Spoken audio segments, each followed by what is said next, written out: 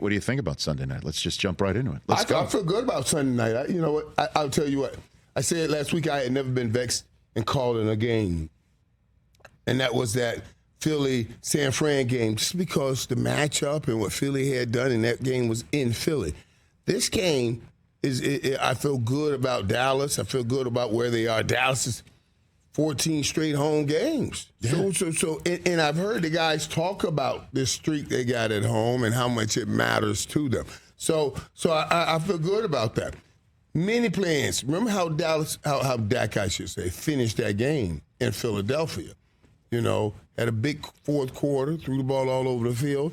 I need him to start this game like that and try to put Philly in one of those situations early on. But it's going to be a great game. Well, it makes sense for him to be able to do that because of a couple of things. You just saw the Philadelphia defense is exploitable. Right. And number two, Slay. I mean, you name another. Their offense is up there right now. Dolphins, name another offense in the NFL. You can't put anybody above Dallas right now. They are crushing it. You know, McCarthy, when he took over the play calling, I know there was a lot of okay, good luck with that, bringing that old school mentality here.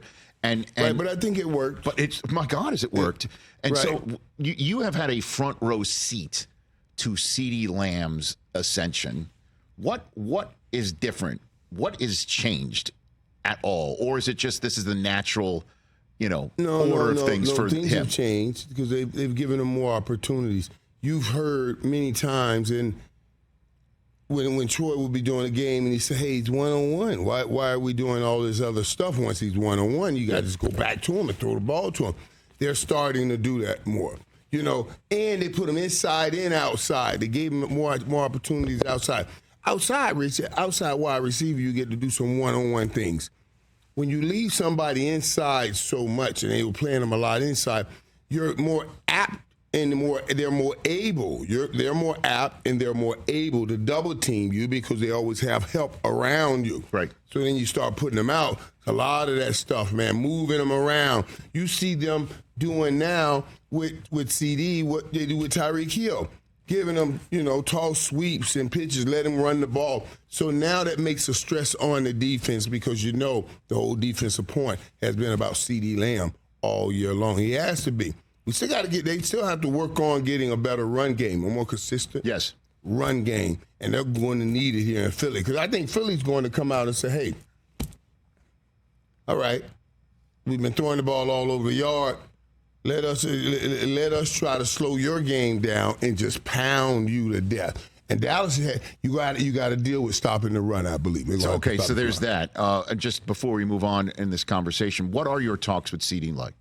What do you pull him aside? Could take us inside what you. I love CeeDee. Take us inside the 88 club. TJ's wearing the shirt. Right. Well, yeah. And TJ, he has the shirt on, right? Yeah, he got it. And he got all the CDs as of course. Drew, Dez, and CD. You see that right there? I said, you're mixing somebody. And, he's missing the Post Malone. Got to put Post Malone. Post will be offended by that shirt. Post is in the 88 club.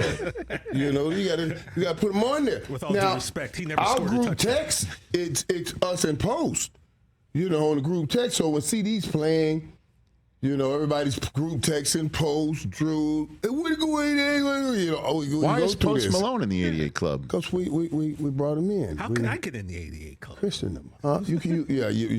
Post came up Cowboy. He's Cowboy, so he's been holding down the fort for the Cowboys from Western Pennsylvania, Mike. Yeah, I know, but Post's dad parked cars over there. He grew up as a Cowboy, so. All right, so Post Malone, I didn't know, but I had no idea there could be honorary members of the 88 Club. Yeah. You got to be able to take the number to higher heights. Okay. You can't just come in and can't be a great asset and then just try to be a liability. Post Malone takes that 88 to a higher height. Okay, now I see it. Okay. So then what do you talk about with CD? We just talk about the kind of year Does he pick your having. brain? Does he pick your brain at all? Or what is happening? With CD, listen, CD is he's so tuned in right now. When I talk to him, I say, hey, you know what 88's about? He said, I got it. Okay. I got it. So not much needs to be said. It's nothing to be said. We talked about it when we first got it. when he first sat down and talked about it, I said, man, there's a difference when you wear this number. Honestly, when you step with this number, because he was in the number 2. I said, you wear number 2, wear number 2. But if you wear this number, it's different. It's going to give everybody hope. Because when this number's on the field, there's hope for championships. This is a championship number. Yeah, I remember when you got drafted, you told him you need to wear this number. And now, I remember that. And I think I don't know, he's taking it on now. Mm-hmm. He can appreciate it. And I'm telling you something, man, he's just a great dude. When I went through something, he came, we were talking, man, and I texted him. I came with him, he hugged me and grabbed me and walked off. And he didn't know that I was going through anything. But, man, it just meant so much to him. And I texted him back later. I say, man, that's just the power that the 88 has and what you're doing on the field, I said, I know if you made this old 88 feel better, I know what you could do for kids wearing that 88. So I just appreciate you. You know what I mean? Those kind of conversations we have, too, because he's just a good dude, man. I'm so proud of him and proud of the success he's having. Well, you divide 88 by Aikman's number, right? And you come up with 11, and that's Micah Parsons. What do you think about that math? You probably never thought about that math, good, right? I never thought about it. Yeah, you divide your 88 club by your quarterback, and you come up with you come up with 11. And that's the guy right there. He's already said that we need a significant win, and you need to dominate. Yes. You need to dominate someone. And I don't know about dominating. I would like to see that because I think, there's still some things the Dallas defense has to prove. Catch the Rich Eisen Show every single day on the Roku channel, 12 to 3 Eastern, for free.